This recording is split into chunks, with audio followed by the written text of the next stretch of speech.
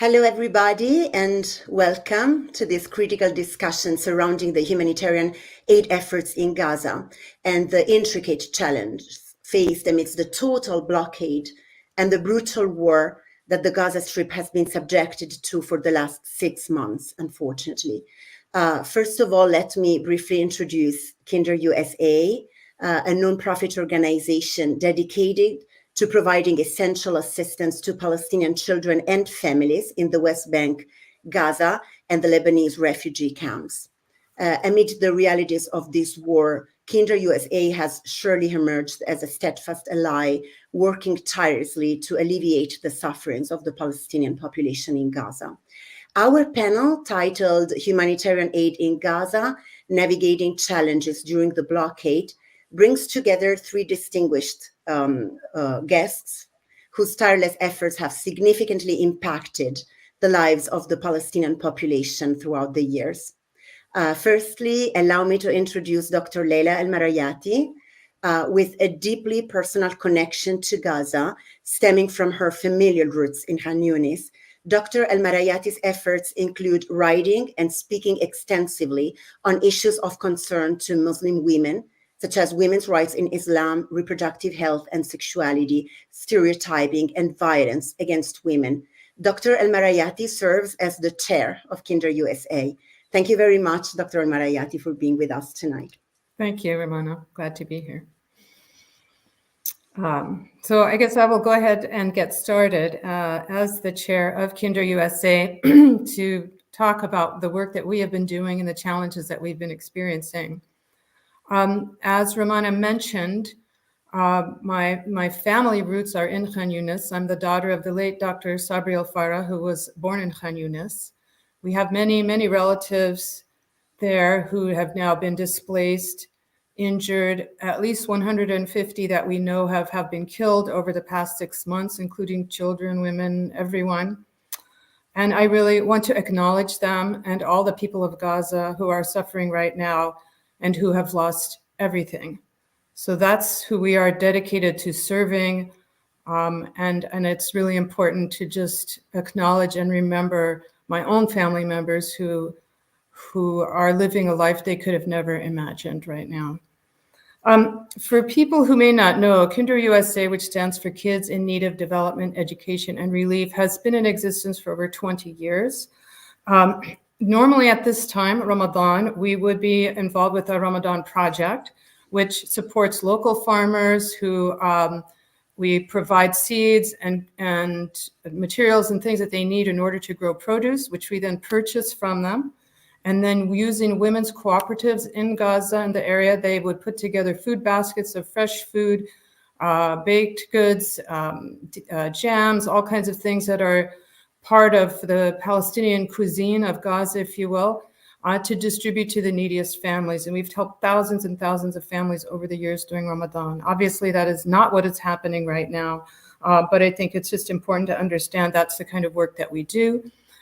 All year long, we would have a hot breakfast, hot meal program for children in non-UNRWA schools. That is schools that are not sponsored by the UN. 20% of the population of Gaza are not eligible for the services provided by the UN. That includes my family members and others who are from Gaza. And so we would provide, through these women's cooperatives, hot breakfast and really sometimes the most nutritious meal those kids would have of the day for pre-K and kindergarten students. Mostly with our long-term partners from Beit Lahia in the north, our staff on the ground, as well as these women's groups that we partnered with. Other projects have included things related to clean drinking water in schools, playground equipment, school supplies, uniforms, and other support for children with special needs. But every few years, as all of you know, there would be attacks on Gaza, and we would shift our focus to a more urgent relief as in terms of the emergency that was happening in 2008, 2014, 2021. The current situation, though, is beyond catastrophic, with the damage to the entire infrastructure of Gaza. buildings, schools, hospitals, sewage treatment, water supply, farmland, roads, everything is gone. 75% is what the estimate is now. We know that Gaza is on the brink of famine, with more children suffering from malnutrition every day. This was always an endemic issue in Gaza. There were always levels of malnutrition among the poorest people in Gaza that we have been working on for decades to help alleviate. From the time of infancy and through to young childhood and into adolescence, you would see chronic anemia, stunted growth, other examples of malnutrition have been in Gaza for a long time. But now we're seeing this extreme sudden imposition of starvation on the population that is really hard to process. It's accelerated at a pace I don't think we could have imagined that. We're still a little bit in shock that this is happening at such a pace and with such intensity and ferocity against this population. Our staff have been under threat themselves, are among the displaced. Our partners have had some of their staff killed in the early days of this war. And yet they continue to provide services that I'll describe briefly for you, just so you understand the kind of work we're doing right now in this current situation. Mostly, obviously, we've been working in Rafah, northern Gaza, and we've been throughout Gaza, our team on the ground every day since October the 8th. And we have no plans of stopping, despite the challenges, the threats, what have you. This is something we're committed to. We may be a small organization, but our efforts are significant and meaningful to the people that we serve. And the reason we're able to be there is due first and foremost to the courage and bravery, commitment and compassion of our partners in Gaza. These are people who are out there every day, whether it's if they slaughtered a cow to give meat, to give soup, to make stew, to provide for their own community at risk to themselves. We cannot underestimate the heroism of these individuals, men and women. So just to summarize some of the projects that are happening, not really projects, but basically it's getting food and water to people over the past 6 months. And just to give you the scale of what we have been doing, so starting in March, I mean, this has been going on, but I'll just sort of summarize from the last 2 months, distributing dates and waters, particularly to people in the north when it became clear that they were being cut off from all aid and assistance. This was in Jabalia camp in Beit Lahia to 1,800 families. We've distributed filtered water to families in sheltered schools and areas where people reside in the north, mainly Jabalia camp, to approximately over 7,000 families. Food parcels delivered to 200 families that included food we could find, our partners could find: sugar, cooking oil, honey, tahini, olive oil, za'atar, canned meat, etc. Then later on in March, we prepared food items and necessities based on the availability in every geographical area, particularly focusing on the north of the Strip, as well as Rafah in the south. And then more food parcels were delivered in the south with expanded items that we were able to purchase. And on the costs, as we know, have gone up significantly of fresh produce, but we used our funds to buy that food: tomatoes, potatoes, eggplant, lemon, malachia, onions, cucumbers, pasta, beans, and lentils, jam, feta cheese, tea, the essentials of a Palestinian diet, to distribute to over 200 families. More, again, to families, similar products to 180 families in the north of the Strip. And currently we're working on getting out more food parcels to families in the north and the south before the end of Eid. We usually would have some kind of celebratory events as well on Eid, which is coming in 2 weeks. And then we'll continue to work with the funds that we're able to raise. So people often ask, how are you able to get supplies? Well, we are able to provide funds to our team on the ground in Gaza, who then can obtain the food that is there to then distribute to families. Keeping in mind, some of these other organizations will say we're delivering millions of parcels to people on a daily basis, which you have large organizations there. But right now, there is no civil society. There's no infrastructure in Gaza. Imagine if your neighborhood, your city, all you could do was rely on non-governmental organizations to provide a meal today or maybe one tomorrow. There's always going to be people who aren't able to participate, who will be left out. Our goal has always been to find those people who slip through the cracks, who are on the margins. No matter what happens, how many millions of other food parcels are getting to everybody else, these are the people who still get nothing. And because of the team we've been working with for the last 10 years in Beit Lahia, they know that community and they know how to reach them. And so we rely on them and their knowledge. And the more we can reach, the more we can help. And you just have to remember that regardless of what all of the nonprofit groups are doing, even with the best of intentions, is still not going to meet the need of the people of Gaza in a sustainable way. There has to be an end to this. There has to be a permanent ceasefire, and there has to be an immediate effort on the part of the international community to rebuild Gaza and enable the people there to take care of themselves, which is what they really want to do. So that's what I just wanted to share with you. And then I will turn it over to my colleague, Dr. Jess. Hopefully Dr. Mads will be able to join us during this live chat. So, but for now, we will go on. So thank you so much. Thank you very much, Dr. Al-Marayati. And we have seen that this war particularly did not spare anybody.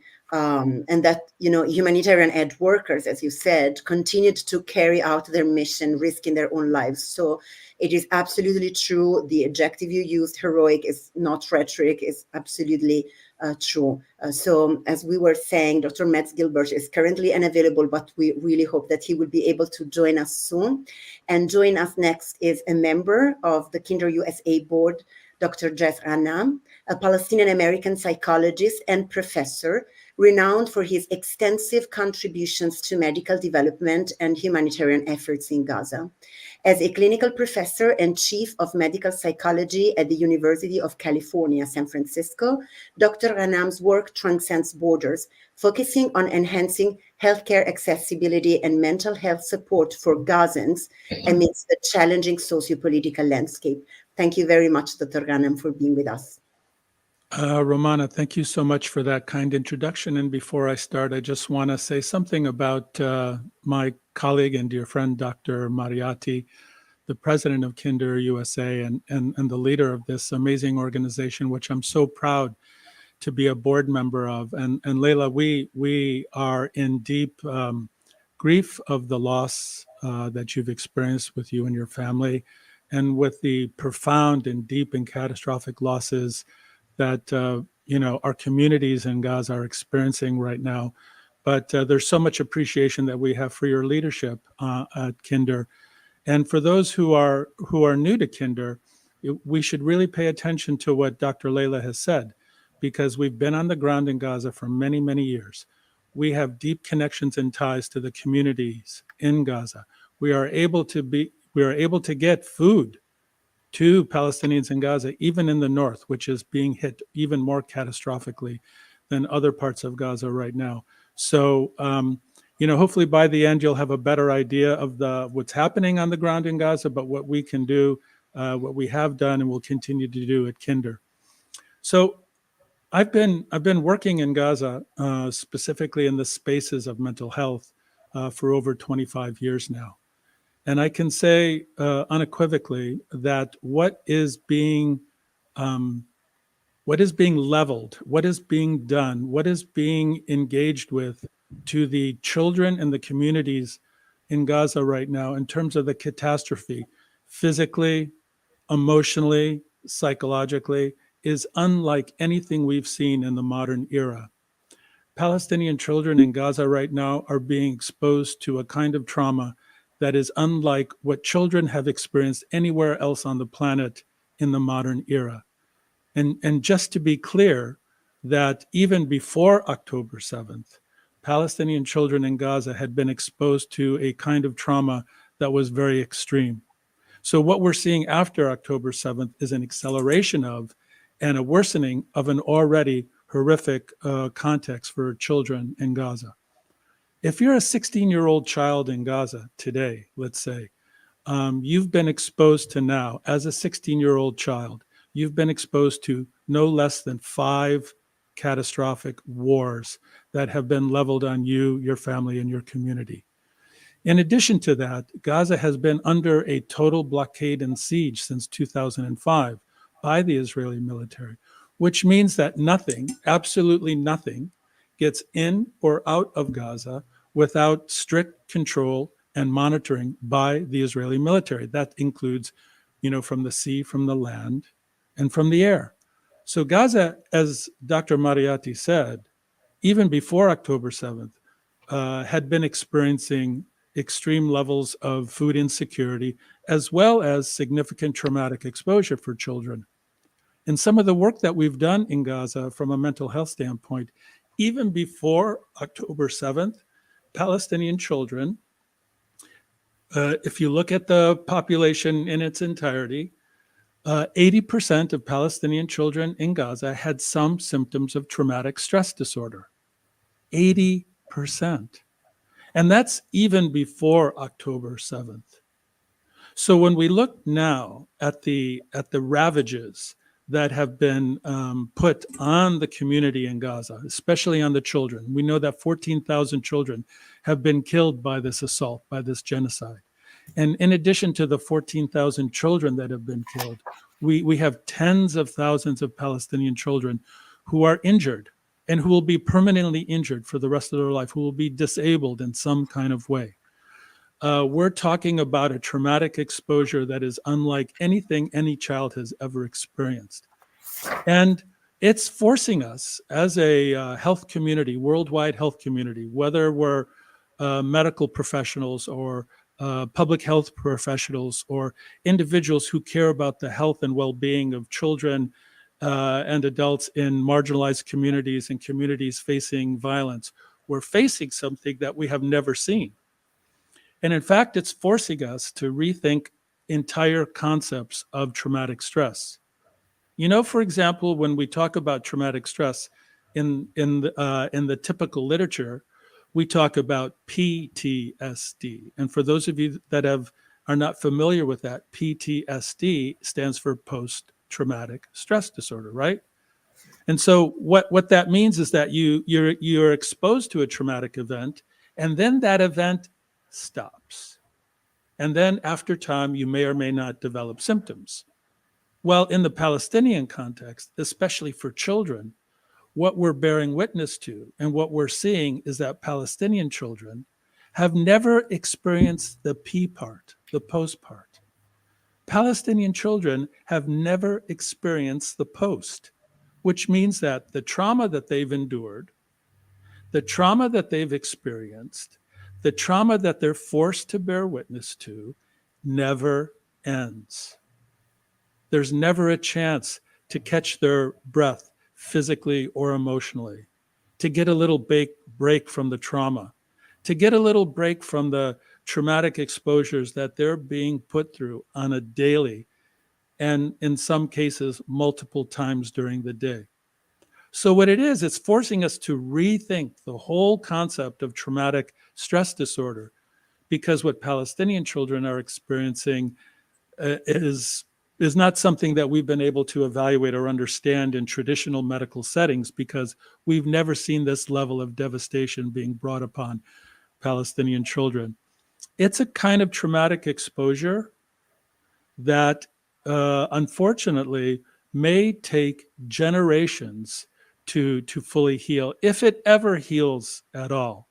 And so when we look at the juxtaposition, if you will, of this generational trauma that Palestinians experience, especially Palestinian children, in addition to the trauma of the profound malnutrition that Palestinian children experience, even before October 7th, but especially accelerated in the current context, a burden is being put on Palestinian children that will have devastating generational consequences that may never completely heal.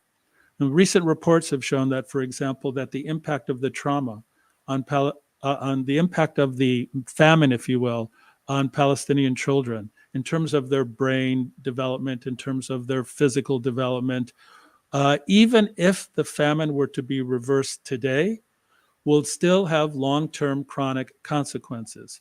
And if you look, as I say, at the juxtaposition of the famine and the nutritional deficits that Palestinian children experience, and put that next to the traumatic exposure, it's a kind of health burden that is going to be devastating at the least and catastrophic, not just for the children, but for their children and their children's children for the foreseeable future. So really, Palestinian children have been exposed to the kind of trauma that no other children anywhere else on the planet has ever experienced. And because of the destruction to the healthcare infrastructure, which has been, again, to put it as an understatement, completely devastating for Palestinians. You know, prior to October 7th, there were 36 pretty well-functioning hospitals throughout the Gaza Strip for 2.3 million individuals. As of today, as we're speaking today, there's not a single completely functioning hospital or clinic anywhere in Gaza. We have a few hospitals in the south, maybe a handful in the middle, very little to none in the north that we're aware of that are able to function with any kind of regularity. That not a single functioning hospital, completely functioning hospital, exists right now.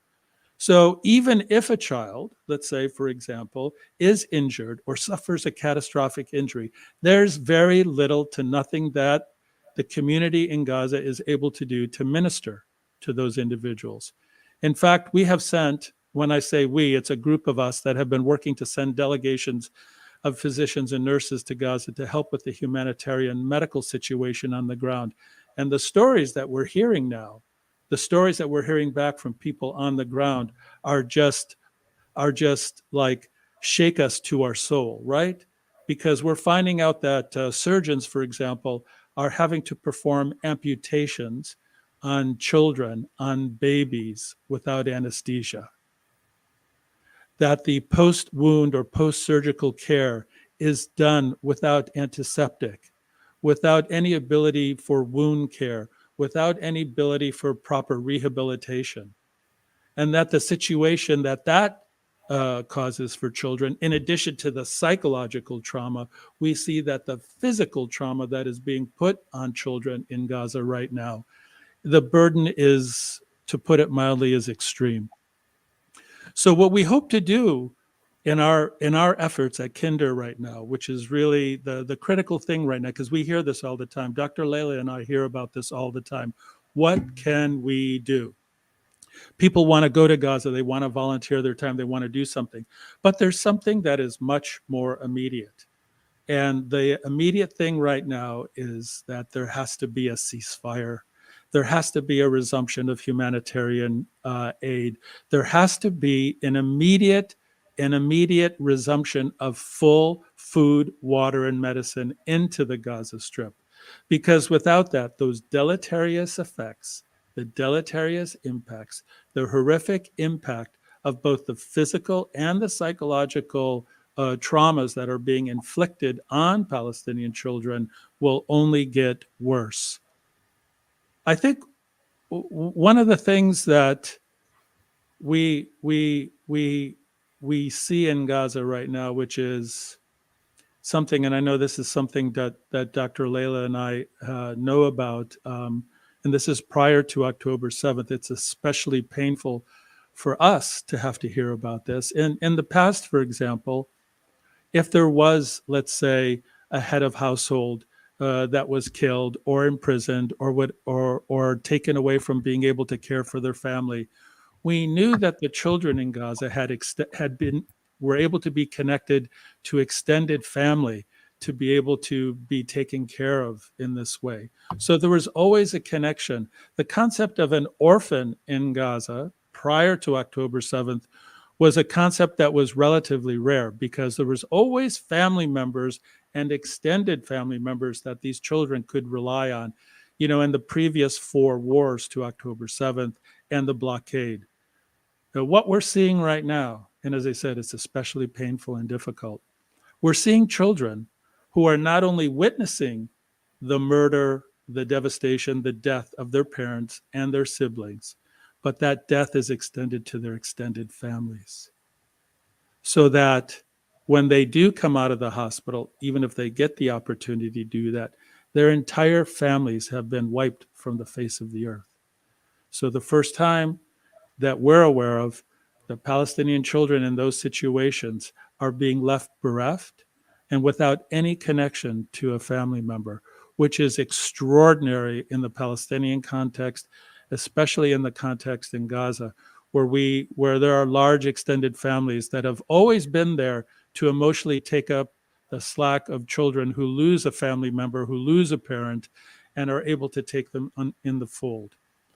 There is really, and I know Dr. Laila said that, it's hard to kind of wrap your mind around the level of moral depravity that is being done right now and being leveled on and put upon the children of Gaza. There are children who are suffering all over the world because of, either displacement, climate change, political instability. But what's different for Palestinian children in Gaza, this is all man-made. This is not just man-made, but it's deliberate. There are thousands of food trucks, aid trucks, medical supply trucks at the border with Egypt right now that have been waiting to get in for months and months and months. And so the children of the world, many of whom are suffering, when we look and compare them to the children in Gaza, we see this deliberate attempt to create conditions of famine, starvation, death, psychological trauma that will stay with these children for the rest of their lives and for their children and children's lives. That's the thing that makes it so difficult for us as people of the world with our sense of humanity and our sense of wanting to take care of children who are disadvantaged for whatever reason. We at Kinder, we have this feeling about children globally who are suffering for various reasons. But looking at those children in Gaza and hearing those stories and seeing what they're being forced to do and seeing that they are deliberately being starved to death in front of the world brings all of us especially deep kind of grief and pain. But it allows us to redouble our efforts and commit ourselves through Kinder. And people have to know this about Kinder. We have an extraordinary board. We have a great president, obviously, and Dr. Marayati. We have an extraordinary board. And we are committed to this for the long run. We're going to be in Gaza forever. And you have our commitment about that.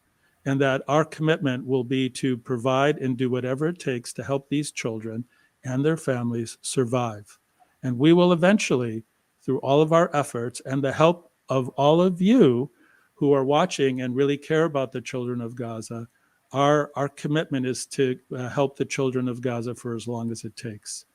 So, Laila, I wonder, one of the things that I would like to get your kind of analysis on is one of the things we're hearing about from the physicians and nurses that we've sent to Gaza and have come back and we've spoken with them is just the devastation to maternal and child care, right? Because there's maybe one maternity hospital that's barely able to function in the south right now, and there are 50,000 women who are pregnant in Gaza. There's no prenatal care, there's no postnatal care. I wonder if you could, if you can, speak a little bit about the impact on maternal and child care in Gaza right now. Yeah, I think It's hard to talk about like what the data or what the statistics are, because I think there's challenges getting that across the board. We hear the larger numbers of children and women being killed, but you don't hear it sort of on that granular level of how many women have died in childbirth or after childbirth, how many children are stillborn because of the conditions that the mother is experiencing, not getting prenatal care, not having adequate nutrition. I think those numbers may come out at some point in the future, but we do know that it's happening on a daily basis. Or even the most devastating stories of women being brought in after their building was bombed to have an emergency C-section, or what we call a post-mortem C-section, where she's already died or dying, to try to save the baby, and they can't save either one of them. Or they save the baby and not the mother. And now, like you said, you have this orphan child who is a newborn, who needs to be fed. So when we think of ourselves and our lives and what it means to have access to care, imagine taking care of a newborn baby. The mother has died. There's nobody to breastfeed the baby. So what do you need? Formula. Where's the formula coming from? Who's bringing it in? What's the situation with the water? How about even diapers? Just basic cleanliness. There's so many layers of this atrocity inflicted on everybody in society. And when you start to look specifically at one group, that is pregnant women, you can imagine anybody who's needed any service for any condition, whether she's having a miscarriage, or she's pregnant and can't get care, or giving birth in a chair in a waiting room in a hospital. We take so much for granted that, oh, I'll get an epidural so I don't have to experience pain. Oh, I'll have a C-section with anesthesia. When you stop and think that this is actually happening with intention, it should give everybody pause. But in terms of understanding what the scale is and what the numbers are, that I'm sure that will come out later. But there's much more than we can even imagine, because all we know is what we know. And so for all those bodies that are buried under the rubble, you've seen when they went into El Shifa after the three-week siege, and they found bodies lying in the streets, bodies been run over by bulldozers. There's so much, and by now, for people who were killed in other attacks, the bodies probably have decomposed to the extent that they will never be retrieved. Even in my own family, recently, one of our relatives, 5 members of his family were killed. They couldn't go to retrieve the bodies to bury them. So this is happening all over the place. There's so much that we don't know, but what we do know is just, I can't think of a word to describe it, honestly. I've worked in low resource settings. I have worked in trauma centers. I know what the worst case scenario looks like for a woman who could be dying from hemorrhage or from an eclamptic seizure. I know that I can't save her if I don't have resources, if I don't have medications, if I don't have blood products. But one thing that really struck me listening to a story being told of a woman who was giving birth to her first child. She did have a hemorrhage. They did transfuse her. The people of Gaza are donating their own blood to help each other. Who talks about that? Under these worst, horrible circumstances, they are still giving of themselves, donating their blood. This saved this woman's life so that she could be there to take care of her newborn baby, because I have seen people bleed to death, and it is real. But it shouldn't happen anywhere in the world right now with all of the resources that we have, especially in a place like the Gaza Strip, where you have very qualified medical professionals, sophisticated teams, maternity wards, taking advantage of everything they had to be able to save lives and to protect these individuals and do the best they could.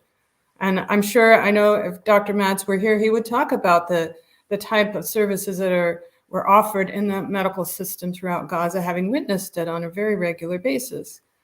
So they know what to do, but they can't do what they know. So that makes it even harder.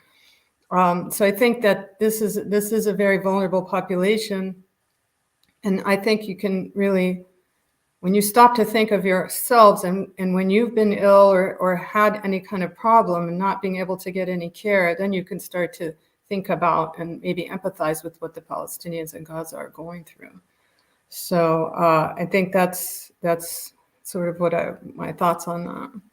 Yeah, I appreciate that, Dr. Laila. And I'll just kind of jump in and say a little bit about my experience, because I've actually spent quite a bit of time at Al-Shifa Hospital. When I've gone to Gaza, for example, I stay in a place that's near the hospital, and I've spent quite a bit of time. And I think what's hard for people to fully appreciate and understand about Al-Shifa Hospital, it's the crown jewel of medical healthcare delivery, not just in Gaza. I mean, I know enough about healthcare services in Palestine in general, and maybe my colleagues in the West Bank and Jerusalem, may hem and haw a little bit. But I think I feel safe in saying that prior to the destruction of Al-Shifa Hospital, it was considered among the jewels of the healthcare system for all of Palestine. It was an extraordinary hospital with 700 beds, with clinics, not just for primary care, but also for secondary care, and in some cases, tertiary care. So they had the full complement of medical and surgical services, rehabilitation services, including mental health services, and including follow-up care in outpatient clinics. And can we really, Dr. Laila, can we really wrap our minds around the fact and the reality that that hospital has been deliberately targeted and destroyed? And not just once, because early on the hospital was targeted. The civilians who were in the courtyard of the Al-Shifa Hospital, thousands were staying because they had the belief and the expectation and the understanding that being in a hospital grounds would be safe, right? And the first wave of attacks on Shifa were devastating and destroyed. And, NICU babies were dying because there was no power that was going to the incubators. Hundreds of patients were killed. Physicians were killed. Nurses were killed. Healthcare workers were killed or arrested and tortured.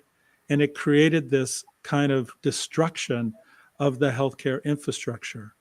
And then just last week, they did it again. The Israeli military did it again. It wasn't enough that they destroyed and incapacitated the hospital the first time. Last week, they went in a second time and laid waste to this extraordinary healthcare hospital, clinic, and service. So it's devastating. I mean, I don't think there's any way to talk about it. I think it reflects, a larger purpose, if you will, about what is the point of completely and utterly destroying, like you said, the most important healthcare institution in the Gaza Strip as a source of referral, to completely destroy 26 out of 36 hospitals. What's happening here? To utterly destroy it. It's one thing if you're have tactics of war, and we're not getting into all of the politics here, but to me, there's something important and symbolic about the targeting of that. Like you said, it was the crown jewel. It was sophisticated. People came from all over the world to work with Palestinians there. The number of people who got prostheses, because this idea of amputations has been ongoing, with specific targeting of Palestinians, shooting them in the legs during the Great March of Return. And so they've figured out how to get prosthetic limbs. And you see all kinds of images of these young people moving and doing what they have to do. And not to mention the attacks on the educational institutions. And Israeli soldiers themselves showing pictures of them blowing up entire complexes of a whole university. Why do you have to destroy all of it? What is going on here? So targeting of education, targeting of healthcare system in this manner that is disproportionate and excessive, as we have always said, But even beyond those words, there's not a word that I can even think of.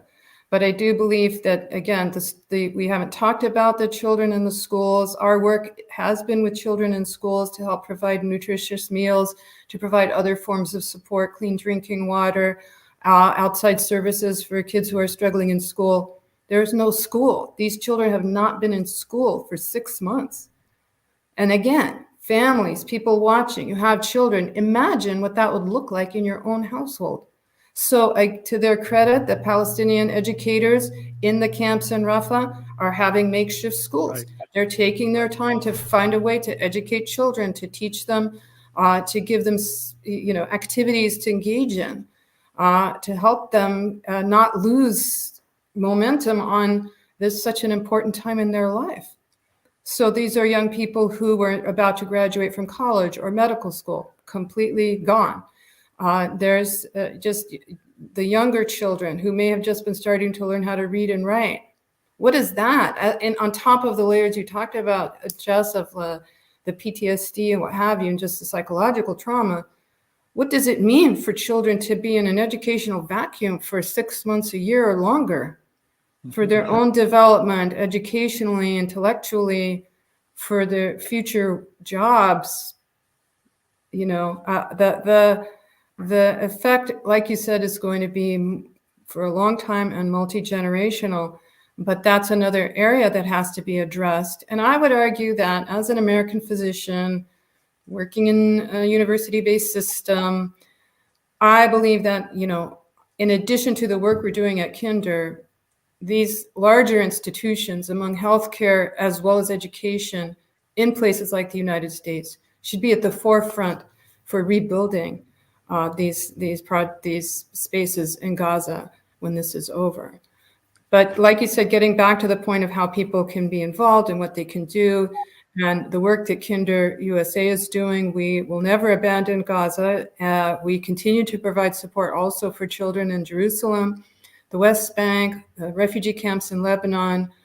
Every opportunity we have to be present, to build those relationships is what we will do. And for now, the focus is on in getting food to the people who are hungry, which thankfully we've been able to do.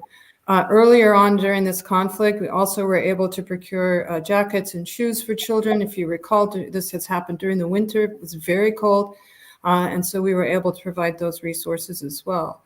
So that's what we'll continue to do. And in order for people not to feel a sense of hopelessness, right, we must always have hope and belief. People will live to see another day. We have no idea what they're capable of. Like I told you, they're out giving blood to each other in order to survive this terrible ordeal. And they will be an example to all of us. So we have to do our part to continue to support, to amplify their voices, to get the word out, to demand an immediate ceasefire, and to then start immediately on rebuilding Gaza with the Palestinian people there leading the way they want it to be done, not have it imposed from somewhere else on how it should be done. Thank you so much. That crown jewel that you were describing was today described by the director of the World Health Organization as an empty shell with human graves. So this is the level of destruction. Another note that, when you were talking, Dr. Al-Marayati, about the children trying to learn in the camps and, teachers trying to teach, the mind goes to the images of the post-Nakba, when Palestinians, the first thing they did following the Nakba and the destruction was actually to establish schools in the refugee camps. And this, gives us an idea of how resilient and resistant these people are, and so how important the work of organizations like KinderUSA is going to be. And I would move quickly because we are receiving so many questions for you. So I would move quickly to some questions. There is this one from Lina saying, as a civilian, what more can I do to educate my community and representatives about the effects of war trauma on children? For both of you, of course. Go ahead, Jess. Okay. Thank you, Lina, for that question. I think it's incredibly important. And I just want to give it a little context because, as Dr. Laila said, sometimes when we see after 6 months, the continuation of this catastrophe that's being put deliberately on Palestinians in Gaza, we sometimes feel like, well, what are we doing? Are we doing enough? But I will say to every one of you that has signed a petition, that has gone to a demonstration, that has called your elected representative, it is making a difference. And not that I really pay much attention to what the New York Times says, but they actually published an article in the Times today about the impact that these demonstrations and the Palestine Solidarity Movement is having on elected officials. And everyone now believes that it's changing the needle, changing the direction of the needle, and that people are almost universally now fed up with politicians who refuse to call for a ceasefire and do something about what's happening. So all of you need to know that whether you're going to a protest or signing a petition or whatever you're doing, every single thing that you're doing does make a difference. It does make a difference. Now, in terms of how do we get the information out there, there are a lot of good sources of information about the impact of war on children. One of the best places that I've seen is some of the reports coming from Médecins Sans Frontières, Doctors Without Borders. They have people on the ground right now, and they've been giving updates about what the impact on the destruction of the healthcare infrastructure is having on children, on women, on the communities in Gaza. So check out Médecins Sans Frontières. The second group, which has actually been putting out a lot of really important information, is the WHO. Has, in fact, because they are actively engaged with physicians and healthcare workers in Gaza still. They've been able to put out some really important information. And why I like your question, Lena, is because when you go speak to elected officials or your neighbors or to people who may not fully understand what's happening in Gaza, having reliable, good information and data is really important. So I'm a big fan. I don't know what you think, Laila, but I'm a big fan of developing relationships with people and talking about Palestine and about Gaza and developing relationships with our colleagues, our peers, our friends, and our neighbors. It's not a one and done kind of thing. I mean, we have to develop relationships with people in such a way that we can continue to have the discussion that what is happening in Gaza right now is not just unacceptable, it's morally wrong. And it's not just what's happened since October 7th, it's what's been happening in Gaza and Palestine since 1948, and continue to have that. So, Lena, go out there, get the information, do what you need to do, have that conversation. But I don't know, Laila, what do you think? I agree. I think two other resources for information about children is UNICEF, or on the ground in Gaza, as well as Defense for Children International, DCI. They have some good documents that can be used. I think sometimes it's overwhelming when you get some of these statistics, sometimes telling stories. If you know, there are children with Instagram pages now. Right. That we are all following. Little Lama Jamous, for example, she identifies herself as the youngest reporter, member of the press in Gaza. Watching their stories, sharing those on social media is very important. And this is how we know truly what's happening, is because of the individuals in Gaza, when they can get cell service or internet, are putting images and stories out of themselves, of their community, of what's happening. This has been a game changer since they have not allowed any international journalists to come into Gaza. Right. So we truly have relied on them. And I think sometimes getting those personal stories, individual, if you find children, even on Instagram or social media, not in an exploitative way, but say they're speaking for themselves or telling their story, sharing those, humanizing the people of Gaza, because this campaign has been successful for two reasons. Number one, the effort to dehumanize us as Palestinians that has been going on for 75 years has culminated in this moment that allowed the world to sit and watch for the last 6 months. And the second one is fear, because they have imposed a sense of fear on anybody who speaks out or criticizes it will be labeled as anti-Semitic or what have you. And so everyone is afraid.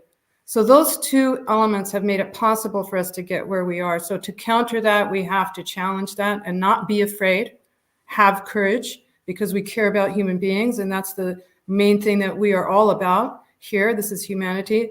And secondly, to humanize the Palestinians and tell their stories. And some of these kids on social media tell their own story better than we can, and let that be the tool that you use to talk to others about Gaza.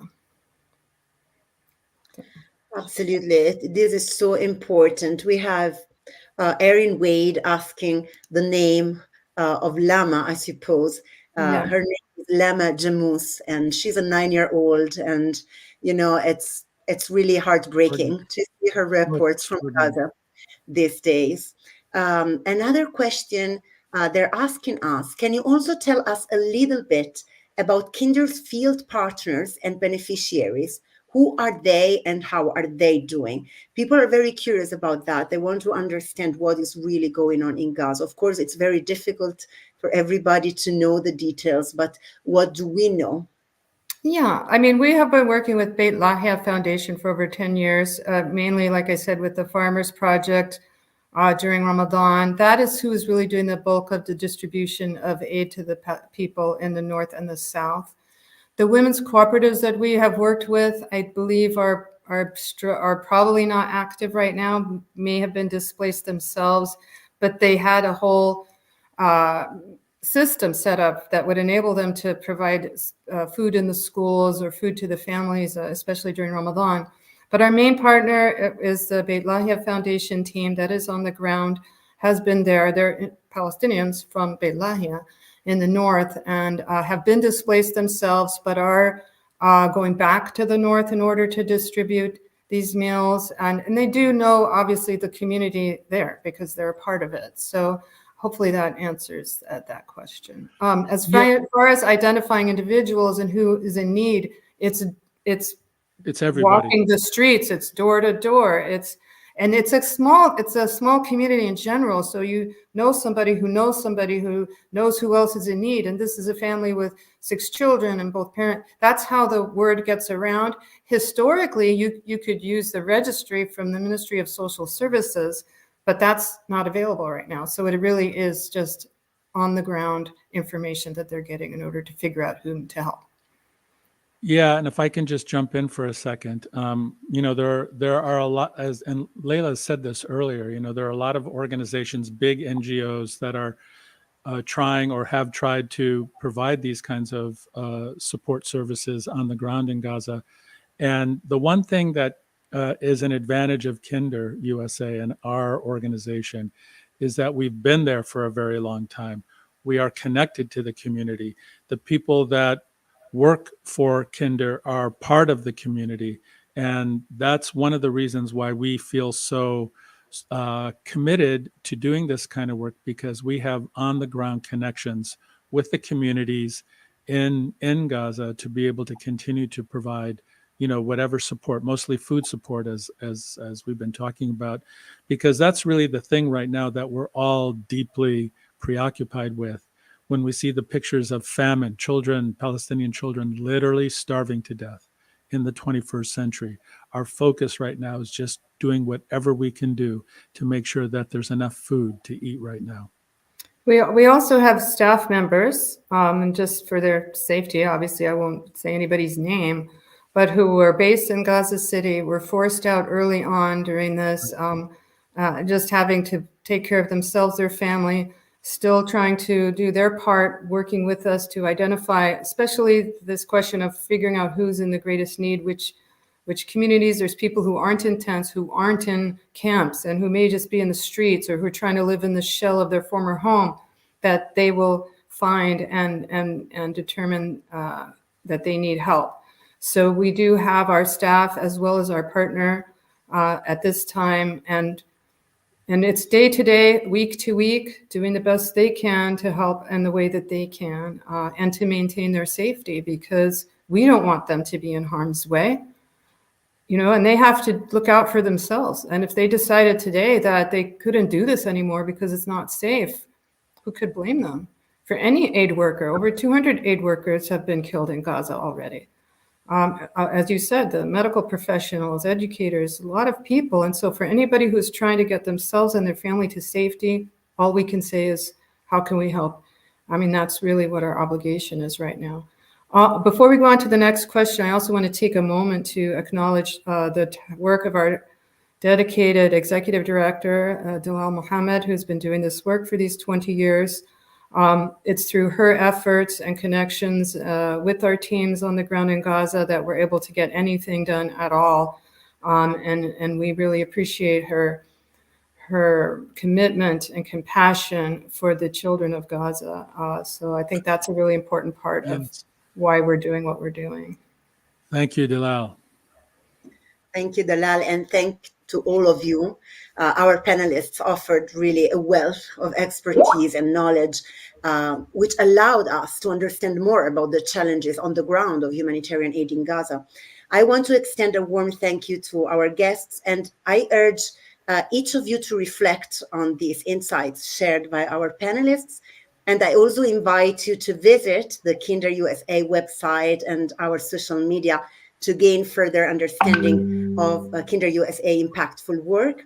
Thank you, everybody, for your attention and participation in this discussion. And thank you very much again to our guests. Could I add one more thing? I know Dr. Mads sends his regrets that he couldn't join us. He had an emergency that he had to take care of. He has been a tried and true supporter of KinderUSA for many years, and we all are grateful to him for his courage and his voice of conscience, and really his fierce support and defense of the people of Gaza, everything that he's done. So I'm sure he will appear in other places in the coming weeks.